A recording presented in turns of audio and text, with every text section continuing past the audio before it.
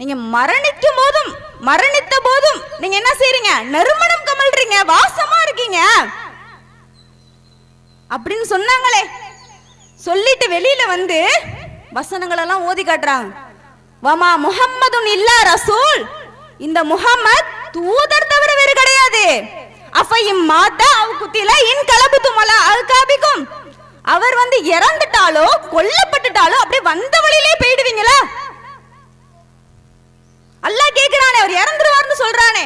இன்னும் தெளிவாகவே அல்லாஹ் சொல்றான், இன்னக மையத்துன் வ இன்னஹும் மையத்துன், முஹம்மதே நீர் மரணிப்பவரே, அவர்களும் மரணிப்பவர்களே, எல்லாரும் மரணிப்பவர்கள் தான். இந்த வசனங்கள் எல்லாம் சொல்லிட்டு அபூபக்கர் அவங்க சொல்றாங்க, உங்களில் யாராவது முஹம்மதை வணங்குகிறீர்கள் என்றால் ஒன்றை தெரிந்து கொள்ளுங்கள், முஹம்மது மரணித்து விட்டார். உங்களில் யாராவது அல்லாஹ்வை வணங்குகிறீர்கள் என்றால் ஒன்றை தெரிந்து கொள்ளுங்கள், அல்லாஹ் மட்டுமே நித்திய ஜீவன், மரணிக்க மாட்டான். மிச்ச எல்லா உயிருக்குமே மரணம் உண்டு.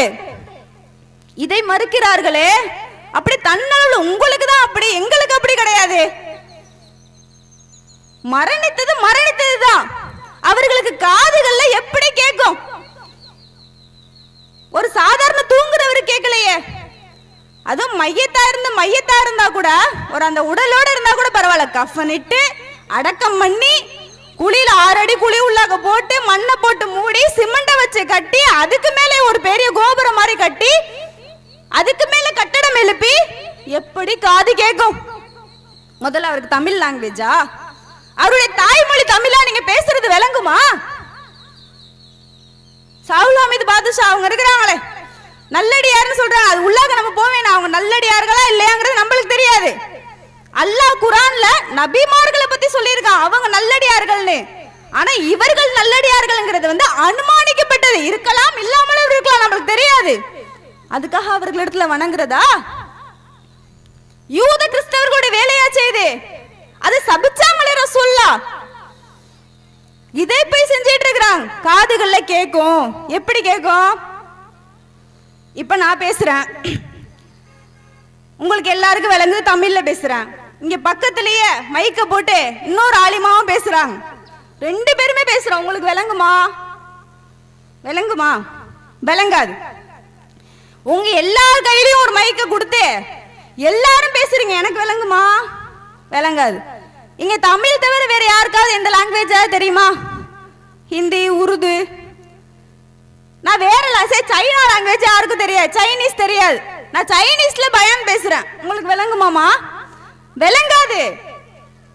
இதுவே வேற இடத்துல என்னட்ட ஒருத்தவங்க வேற மொழியில பேசுறாங்கன்னா எனக்கு விளங்காது. இதுதான் மனிதனுடைய பண்பு. ஒரு நேரத்துல ஒரு ஆள் பேசுறதான் கேட்கும். இதே மைக் இல்லாம நான் மூச்சு முட்டை பேசுறேன், அந்த கடைசியில உள்ளவங்களுக்காவது கேட்குமா? நம்மளுடைய காதினுடைய தன்மை அவ்வளவுதான். ஆனா ஒரே நேரத்துல இந்த உலகத்தில் உள்ள அத்தனை பேரும் எத்தனை மொழிகள்ல கேட்டாலும் விளங்கக்கூடிய ஒரே ஆள் யாரு? அல்லாஹ் ரப்பல் ஆலமீன் தான். அவன் செவியேற்பவன் பார்ப்பவன்ற வார்த்தை அல்லாஹ் குர்ஆன்ல பயன்படுத்துறானே, அது நீங்களும் நானும் கேட்கிற மாதிரியா? கிடையாது.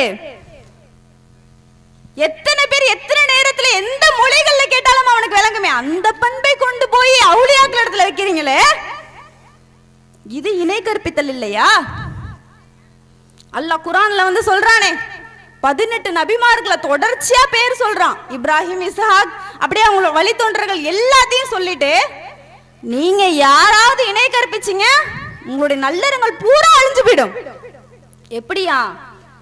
எல்லா நபிமார்கள் பேர் சொல்லிட்டு, அதுவும் இப்ராஹிம் அலைஹிஸ்ஸலாம் ஏகத்துவத்தின் உரைக்கல்லாக இருந்த அவர்களுடைய பெயரையும் சொல்லி நீங்க இணை கற்பிச்சாலும் நல்லறம் அழிஞ்சிரும். எவ்வளவு பெரிய பாதகமான செயல் இது. ஏன் முஹம்மது நபி ஸல்லல்லாஹு அலைஹி வஸல்லம் அவங்கள பார்த்து அல்லாஹ் சொல்றானே, லஇன் அஷ்ரக்த லயஹ்பதன் அமலுக, நபியே நீர் இணை கற்பித்தாலும், அவங்க சொல்ல வந்ததே என்ன? இணை கற்பிக்காதீங்கன்னு சொல்றதுக்கு தான்.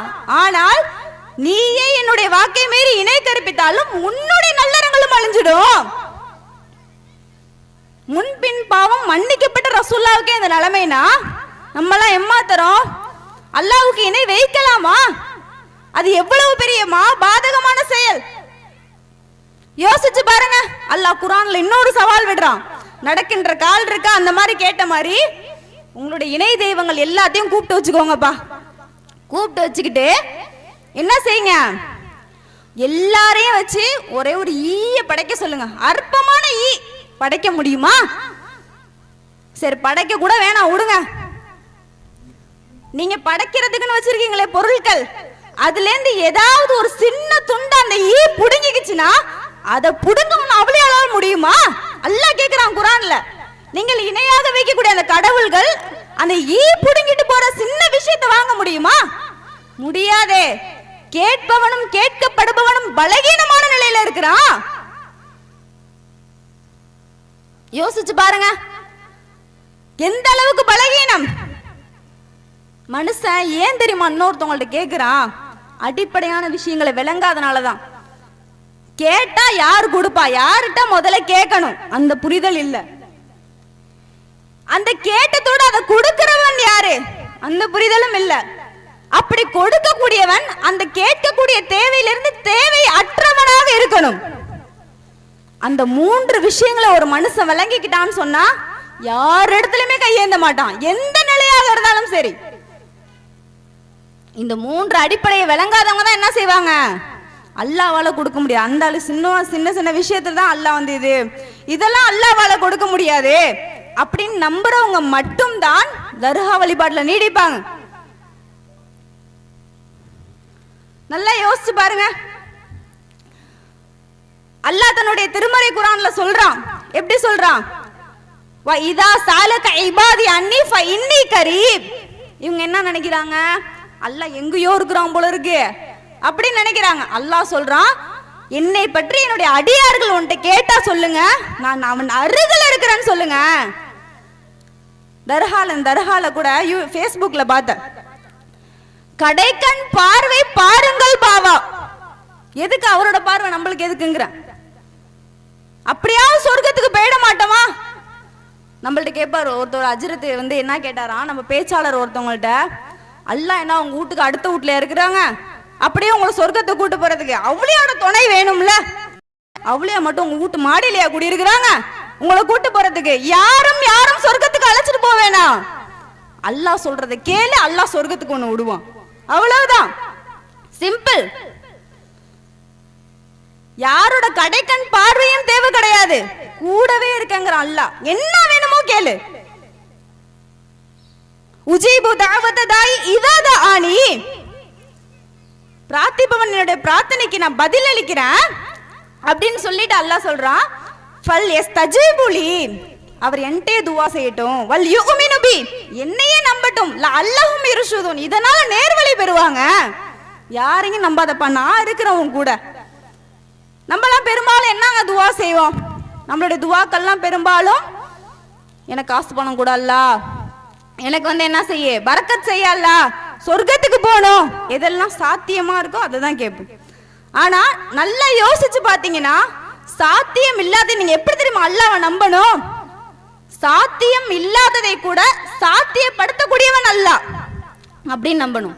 நம்ம என்னைக்காவது ஒரு நாள் அல்லாஹ் அந்த அடியக மங்கலத்துல தௌஹீத் சிந்தனையோட ஒரு பள்ளிக்கூடம் திறக்கப்படணும். எத்தனை பேர் துவா செஞ்சிருக்கீங்க?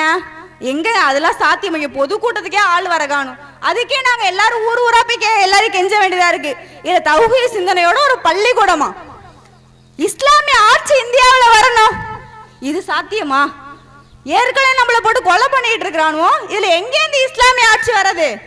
நம்மளுடைய நம்பிக்கை என்ன? நம்மளுடைய அறிவு எதெல்லாம் நடக்கும் என்று சொல்லுமோ அதுதான் நம்ம என்ன செய்வோம், துவாவாக கேட்போம். ஆனா நபிமார்களுடைய வரலாறுலாம் எடுத்து பாருங்க, எல்லாமே சாத்தியம் இல்லாதது. நபி ஜக்கரியா அலைஹிஸ்ஸலாம் அவங்க என்ன செஞ்சாங்க? வயசாயிடுச்சு, அல்லாஹ் இடத்துல துவா செய்யறாங்க, இறைவா எலும்பெல்லாம் பலவீனம் அடைஞ்சிருச்சு, அப்படி தலை முடியலாம் நிறையால மின்னுது. 40 வயசுல ஒரு 2 வெள்ளை முடி வரும், சில பேருக்கு இளநரை வரும். ஃபுல்லா நரைச்சிட்டுனா எத்தனை வயசு இருக்கும்? 80 வயசு இருக்குமா? ஃபுல்லா நரைச்சிட்டு அவங்க அதுதான் சொல்றாங்க, முடியெல்லாம் நிறையால மின்னுது, எலும்புலாம் அப்படி பலவீனம் அடைஞ்சிட்டு. இருந்தாலும் நம்பிக்கை இழக்கல. என்னுடைய மனைவி என்ன செய்யறாங்க? தனியா இருக்கிறாங்க, எனக்கு அப்புறம் அவங்களுக்கு ஒரு பொறுப்பாளரை ஏற்படுத்து துவா செய்யறாங்க. ஒருத்தர் போறாரு ஹாஸ்பிட்டலுக்கு. யோசிச்சு பாருங்க, ஃபைலோட போறார். 80 வயசுல உள்ள ஒரு அப்பா போறாங்க. அப்பான்னா நம்ம சொல்லுவோம் போறா அப்பா. நம்ம என்ன கேட்போம், ஏன்பா ஏதாவது உடம்பு சரியில்லையா, பிபி சுகரா, இல்ல புள்ள பேருக்காக போறான், சிரிச்சிருவோம் நம்ம. புள்ள எந்த வயசுல புள்ளைய கேட்டுட்டு இருக்கீங்க? நீங்களாவது அது குவாலிட்டியா இருந்தாலும் மனைவி இருக்கணுமே, மாதவிடாய் அற்று போயிருக்குமே, மெனோபாஸ்ல அவங்க இருப்பாங்களே, அது தாங்குற அளவு கர்ப்பப்பை இருக்கணும், மாதவிடாய் நடக்கணும், இதெல்லாம் சாத்தியமா நம்ம கேட்போம். அல்லாஹ் என்ன செஞ்சான், பேர் வச்சே ஒரு பிள்ளைய கொடுக்குறான், எஹியாண்டு. உனக்கு எஹியான்ற குழந்தை பற்றி நற்செய்தி கூறப்படுகிறது. சக்கரியா அலைஹிஸ்ஸலாம் அவங்கள்ட்ட அல்லாஹ் சொல்றான். அவங்க மனைவி கேக்குறாங்க, எப்படி இது சாத்தியம்? கேதாலிக்கு அப்படிதான், அல்லாஹ் நாடுனா அப்படிதான். சாத்தியம் இல்லாதது நம்மளுடைய அறிவு சொல்லும், குழந்தை பெத்துக்க முடியாது. ஆனா அல்லாஹ் நாடுனால் முடியும். நீங்க நம்பணும் உறுதியாக. அதுதான் இறை நம்பிக்கை. சும்மா அறிவு கேட்டதை மட்டும் கேட்டுட்டு இருக்காதீங்க. எவ்வளவு வேணாலும் கேளுங்க. காசா பணமா எல்லா நிலையிலையும் கேட்கலாமே. தொழுகை மாதிரி உள்ள செஞ்சுட்டு நிலையில தான் கேட்கணுமா? ஹஜ் மாதிரி நல்ல பணம் காசு எல்லாம் சேர்த்து வச்சுக்கிட்டு தான் செய்யக்கூடிய வணக்கமா? நீங்க நின்றாலும் படுத்தாலும் உறங்கினாலும் எல்லா நிலையிலும் செய்யலாமே துவா. என்ன வேணாலும் செய்யலாம். அதே மாதிரி பாருங்க, நபி இப்ராஹிம் அலைஹிஸ்ஸலாம் அவர்கள் ஊரே என்ன செஞ்சு இணை வைப்புக்கு எதிராக அவங்க பிரச்சாரம் பண்ணவும் ஊரே திரண்டு எங்க தூக்கி போட்டுச்சு, நெருப்பு குண்டத்துல. ஒரு ஆளு கூட நபி இப்ராஹிம் அலைஹிஸ்ஸலாம் அவங்களுக்கு சப்போர்ட் கிடையாது. ஒரு ஆள் இருந்தா கூட என்ன செய்வாங்க, நீ செய்யறத பாத்துக்கடான்னு துணிச்சலா இருப்பாங்க. ஒரு ஆளு கூட கிடையாது. எய்தாப்ல நெருப்பு குன்றம். என்ன செஞ்சாங்க? நம்மளா இருந்தா என்ன செய்வோம்? அந்த நேரத்துல சொல்ல, ஐயோ என்ன விட்டுருப்பா அப்படின்னு ஓடிடுவாங்க. ஊரே திரண்டு நிக்குது, ஒரு ஆள் கூட நம்மளுக்கு சப்போர்ட் இல்லையே, நெருப்பு குன்றமா. அந்த நேரத்துல அப்படி சொல்றதுக்கு அனுமதியும் இஸ்லாம் கொடுக்குதே. இல்ல நான் உன்னுடைய கடவுளே நம்புறேன்னு கூட சொல்லிடலாம். ஆனால் இப்ராஹிம் அலைஹிஸ்ஸலாம் அவங்க என்ன செஞ்சாங்க, ஹஸ்பி அல்லாஹ் வ நிஅமல் வக்கீல், அல்லாஹ் பொறுப்பேற்க போதுமானவன், யாரோட இது எனக்கு தேவை கிடையாது, அவன் தானே எனக்கு இந்த சோதனையை உருவாக்குனா, அவன் பாதுகாப்பான். அதோட ரிசல்ட் என்ன? குல்னா நாம் சொன்னோம், யா நாரு நெருப்பே, பர்தன் வ சலாமன் அலா இப்ராஹிம், இப்ராஹிமுக்கு நீ எப்படி ஆயிடு நெருப்பே. அல்லாஹ் சொல்றான், சாந்தி பொருந்தியதாகவும் குளிரூட்டக்கூடியதாகவும் ஆகிவிடு. ஆணுச்சா இல்லையா? நெருப்பு அப்படி ஆகும் நினைக்கிறீங்க? அடுப்புல வேலை பார்த்துட்டு இருக்கீங்க, சுற்றுது, கை அப்படியே ஜிலு ஜிலுன்னு இருக்குமா? தக தகன்னு எரியும். ஒரு வாய் அள்ளி இந்த ஒரு விரலோட அருமை அப்பதான் நம்மளுக்கு தெரியும். என்னடி இது அடிபட்டு ஒன்னும் செய்ய முடிய மாட்டேங்குது, ஒரு வாய் சோறு கூட உங்க முடிய மாட்டேங்குது. நெருப்பு குன்றத்திலேயே போட்டதன் பிறகும் கூட ஒரு காயம் இல்லையே, குளிரூட்டக்கூடியதாக எப்படி ஆணுச்சு? அல்லாஹின் மீது அவங்க வைத்த நம்பிக்கையின் காரணம். பிரார்த்தனைண்டா அது உறுதியாக கேட்கும் போது அது முழுவதுமாக நிறைவேறும் அப்படின்ற எண்ணத்தோட நம்ம கேட்கணும். எல்லா நபிமார்கள் வரலாறு நீங்க எடுத்து பாருங்க. நபி மூசா அலைஹிஸ்ஸலாம் அவங்க நம்ம எல்லாரும் கேள்விப்பட்ட சம்பவம். என்ன ஆச்சு? ஃபிரௌன் துரத்திட்டு வரான், முன்னாடி கடல். என்ன நினைப்பாங்க, அவ்வளவுதான் முடிஞ்சு போச்சு. நம்ம என்ன நினைப்போம், பின்னாடி நம்மள யாரோ துரத்திட்டு வராங்க, முன்னாடி கடல் இருக்கு, நம்மள புடிச்சிருவாங்களா மாட்டாங்களா, இதுக்கப்புறம் போறதுக்கு ஏதாவது வழி இருக்கா? இல்ல. ஆனாலும் அந்த நேரத்துல நம்பினாங்களே, கடலை பிளந்த அல்லாஹ் அதிசயத்தை நிகழ்த்தினானே. எதன் காரணமாக? அவங்க இறை தூதர், அவங்களுடைய ஆற்றல்னால அல்லாஹ் காட்டினானா? அவங்க அல்லாஹ் மேல வச்ச நம்பிக்கை, அல்லாஹ் அந்த நேரத்துல துவா செஞ்சா ஏத்துப்பான்ற நம்பிக்கையின் காரணமாக துவா செஞ்சாங்க. அப்ப நம்மளுடைய துவாக்கள்லாம் எப்படி இருக்கணும்? பரிபூரணமாக இருக்கணும். அல்லாஹ் ஏத்துப்பான்ற நம்பிக்கையோட கேட்கணும். நம்ம என்ன செய்வோம், ஒரு 10 லட்சம் ரூபாய் ஒருத்தர் வந்து கேட்கிறாரு, கொடுத்த காசை கடனா உள்ளதை கேட்கிறாரு. ஒரு வாரம் தாங்க உங்களுக்கு டைமு, நீங்க என்ன செய்யணும், காசு அந்த காசு எப்போ வாங்கின காசு ஒழுங்கா எடுத்து வைக்கீங்க, அடுத்த வாரம் திங்கட்கிழமை வருவேன் அப்படின்னு சொல்லப்பட்டா நம்ம என்ன செய்வோம், காசு யார்கிட்ட கேட்போம்? ஒரு பிச்சை எடுத்துருக்க பிச்சைக்காரன்ட்ட போய் எனக்கு ஒரு 10 லட்சம் ரூபா தாங்கன்னு கேட்போமா? நம்ம அறிவு சொல்லும் அவனிடத்துல இல்ல. என்ன செய்வோம், யார் நம்ம வீட்டிலேயே நம்மளுக்கு தெரிஞ்சவங்களே பணக்காரங்களா இருக்காங்களோ அவங்களுக்கு போன் அடிப்போம். இக்கட்டான சூழ்நிலை. என்றைக்காவது அல்லாஹ்விடத்துல தொழுது, அல்லாஹ் 10 லட்சம் ரூபாய் காசுங்கிறது எனக்கு பெருசு, உனக்கு பெருசு கிடையாது, உன்னுடைய கசானால கொடுத்தாலும் குறையாது, நீ எனக்கு இந்த 10 லட்ச ரூபா காசு தரதுக்கு உதவி செய்யல, நான் முயற்சி செய்யறேன், அதை கொடுக்கறதுக்குள்ள வழிவகை எனக்கு ஏற்படுத்து, செஞ்சிருப்போமா? அவ்வளோ ஏங்க போயிட்டு இருக்கோம், மாப்பிள்ள கூட போயிட்டு இருக்கீங்க பைக்ல, பெட்ரோலும் நின்றுச்சு, என்ன செய்வீங்க? அல்லா பெட்ரோல் நின்றுச்சு, அல்லா உதவி அப்படி கேட்பீங்களா? போன் எடுத்து பக்கத்துல யார் இருக்காங்களோ அடிப்போன்னு கேட்போமா? நம்மளுடைய அறிவு சொல்லுது இதெல்லாம் அல்லாஹ்வால செய்ய முடியுமா? அல்லாஹ் சொல்றா, ரசூல்லா சொல்றாங்க, உங்களுடைய செருப்பினுடைய வார அருந்தாலும் நீங்க அல்லாஹ் இடத்துல கேளுங்க. ரொம்ப அற்பமான உதாரணம், இதுக்கு கூட கேளுங்க. உங்களுக்கு என்ன தேவை கிடையாது, இணை தேவை கிடையாது, என்னட்டு டைரக்டாவே நீங்க கேட்கலாம்.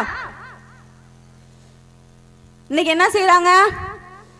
தர்கான்ற பேர்ல நீங்க வந்து அல்லாஹ் இடத்துல குழந்தை பாக்கியம் கேட்கலாம்.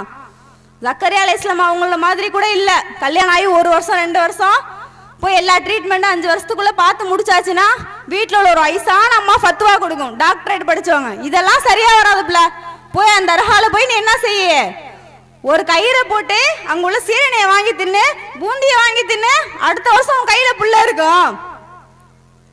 அல்லாஹ் சொல்றான் குர்ஆன்ல, தன் நாடியோருக்கு அல்லாஹ் பெண் குழந்தையை கொடுக்கிறான், தன் நாடியோருக்கு ஆண் குழந்தையை கொடுக்கிறான், தன் நாடியோருக்கு இரண்டையும் சேர்த்து கொடுக்கிறான், தான் நாடியோரை மலடாகவும் ஆக்குகிறான். குழந்தை தருவது யாருடைய அதிகாரம்? அல்லாஹ்வுடைய அதிகாரம். அது உங்களுடைய கைகள்ல எடுக்கிறீங்களே தர்கால உள்ளவங்க, இது அல்லாஹ்வுக்கு இணை கற்பிக்கிறது கிடையாதா? சொல்லுவாங்க, நாங்க அல்லாஹ் இடத்துல எங்க டைரக்டா, நாங்க வந்து அவுலியாக்கள் இடத்துல டைரக்டாவா கேக்குறோம், சிபாரிசு தானே செய்ய சொல்றோம். ஏன் நீங்க டாக்டர்கிட்ட போய் எனக்கு உடம்பு சரியில்லைன்னு சொல்லிட்டு நீங்க கேட்கறது இல்ல, நம்மள்ட்ட திருப்பிக்கிறது. ஒரு அம்மா அத்தாட்ட காசு பணம் கேட்கறது இல்ல, நம்ம என்ன செய்வோம்? நம்மளுக்கும் தோணும், ஆமா நம்மளும் உதவி கேட்க தானே செய்யறோம். நம்ம அப்படியே வீட்லயே உட்காந்துக்கிட்டா ஊசி நம்மளே வந்து எல்லாம் நல்லா போயிடும் உட்காந்துருக்கோம், போய் உதவி தேடுறோம், நம்மளுக்கு காசு வேணும், நம்ம மாப்பிள்ளைகிட்ட கேட்கிறோம், நம்ம பிள்ளைங்கள்ட்ட கேட்கிறோம், அப்படியே வந்து தர்க்கம் மாதிரி பண்ணுவாங்க. அல்லாஹ் இடத்துல கேட்கறதும் டாக்டர் இடத்துல கேட்கறதும் ஒண்ணா? டாக்டர் இடத்துல, அல்லாஹ் இடத்துல, டாக்டர் இடத்துல நம்ம எப்படி கேட்போம்? போவோம், சார் இந்த மாதிரி 2 நாள் எனக்கு ஜுரமா இருக்கு, மருந்து கொடுங்க, மாத்திரை கொடுங்க, சரிப்பா இந்த அப்படின்னு சொல்லி கொடுத்துட்டு ஒரு ஊசியை போட்டு அனுப்பி விட்டுருவார். இது மனிதனிடத்துல கேட்கக்கூடிய உதவி. இந்த மாதிரியா நீங்க அல்லாஹ் இடத்துல கேட்பீங்க? அல்லாஹ் எனக்கு உடம்பு சரியில்லை மாத்திரை அனுப்பி விடு அப்படியா கேட்பீங்க? 2 நாள் ஆச்சு சரியா போகல 2 ஊசியை போட்டு விடு அப்படியா சொல்லுவீங்க? இல்லையே. அல்லாஹ்விடத்தில் கேட்கக்கூடிய பண்புங்கிறது வேறு, வேறு விதத்துல கேட்போம். மனிதன்ட்டு கேட்கும் போது வேறு விதத்துல கேட்போம். இல்ல டாக்டர் அங்க உட்கார்ந்துருக்காரு, இங்க உட்கார்ந்துகிட்டே டாக்டரே எனக்கு உடம்பு சரியில்லை ஊசி போட்டு விடுங்கன்னு இங்க இருந்து அவருக்கு சொன்னா ஹாஸ்பிட்டல்ல உள்ள அவருக்கு கேட்குமா? கேட்காது.